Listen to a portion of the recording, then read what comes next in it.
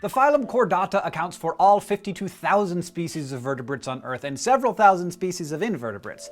Together, they range from tiny, brainless filter feeders all the way up to Scarlett Johansson. Now, you know by now that when we talk about classifying animals, we're really talking about their shared ancestry. Each new branch on this tree marking an important new evolutionary milestone. And just like with tissue layers and segmentation in simpler animals, there are traits we can look for to track the evolution of chordates. By the time all of those traits appear in one organism, we'll have arrived at the most complex class within the most complex phylum, the mammals. But first, let's start with the fundamentals. We've talked before about synapomorphic traits that set a group of animals apart from its ancestors and from other groups that came from the same ancestors. Chordates share 4 synapomorphies that make us who we are. Each of them is present at some point in every chordate's life cycle. How about a volunteer to demonstrate these traits? I see that the lancelets are raising their mouth parts. The lancelets, also known as Cephalochordata, literally head chords, are one of the 3 subphyla of chordates. And unlike almost all other chordates, these tiny, brainless invertebrate filter feeders retain all 4 of these characteristics for their entire lives. You probably already know where most of these traits are going to appear, since the phylum is named after it. The spinal cord, or at least something that resembles a spinal cord. First, there's the notochord, a structure made of cartilage that runs between an animal's digestive tube and its nerve cord. In most vertebrates, a skeleton develops around the notochord and allows the muscles to attach. In humans, the notochord is reduced to the discs of cartilage that we have between our vertebrae. Second, we have the nerve cord itself, called the dorsal hollow nerve cord,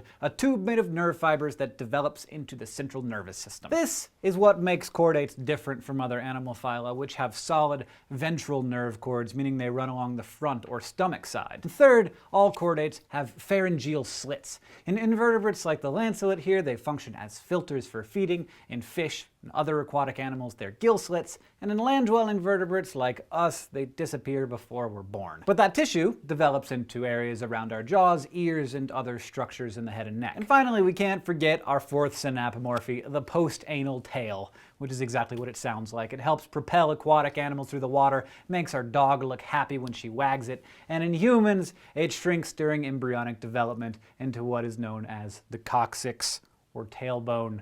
It's right here. And trust me, when it comes to tail placement, post-anal is the way to go. These 4 traits all began to appear during the Cambrian explosion more than 500 million years ago, and today they're shared by members of all 3 chordate subphyla, even if the animals in those subphyla look pretty much nothing like each other. For instance, our new friends here in Cephalochordata are the oldest living subphylum, but you can't forget the other invertebrate group of chordates, the Urochordata, literally tail chords. There are over 2,000 species here, including sea squirts, and if you're confused about why this ended up in a phylum with us, it's because they have tadpole-like larvae with all 4 chordate characteristics. The adults, which actually have a highly developed internal structure with a heart and other organs, retain the pharyngeal slits, but all the other chordate features disappear or reform into other structures. The 3rd and last and most complex subphylum is the Vertebrata, and has the most species in it because its members have a hard backbone which has allowed for an explosion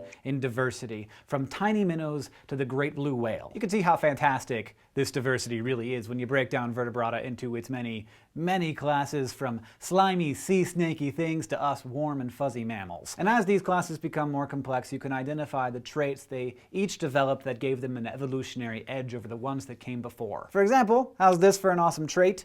A brain. Vertebrates with a head that contains sensory organs and a brain are called craniates. They also always have a heart with at least 2 chambers. So since this is science, you gotta have to know that there's gonna be an exception for every rule that you're gonna have to remember. And the exception in this case is the Myxine, or hagfish, the only vertebrate class that has no vertebra, but is classified with us because it has a skull. This snake-like creature swims by using segmented muscles to exert force against its notochord.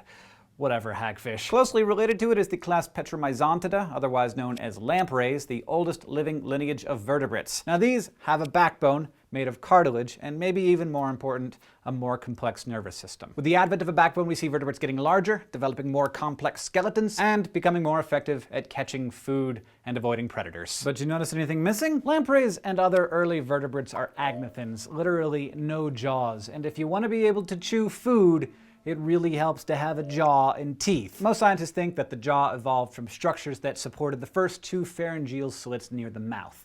And teeth? Well, the current theory is that they evolved from sharp scales on the face. Gnathostomes, or jaw mouths, arrived on the scene 470 million years ago, and one of the oldest and most successful groups of gnathostomes that have survived to the present day are the class Chondrichthyes, the cartilage fish. You know them as the sharks and skates and rays, and as their name says, their skeleton is made up mostly of cartilage. But they show the beginnings of a calcified skeleton. Chondrichthyans haven't changed much over the past 300 million years or so, and their success stems from the paired fins that allow for efficient swimming, and those jaws for biting off delicious hunks of flesh. If we're gonna eventually get to the mammals, we need bones, and we find those with the evolution of fish. Meet osteichthyes, which technically means the bony fish. Unlike cartilaginous fish, members of this group have a mineralized endoskeleton. Now, osteichthyes is sometimes considered a superclass because it includes a whole slew of diverse classes that descended from it.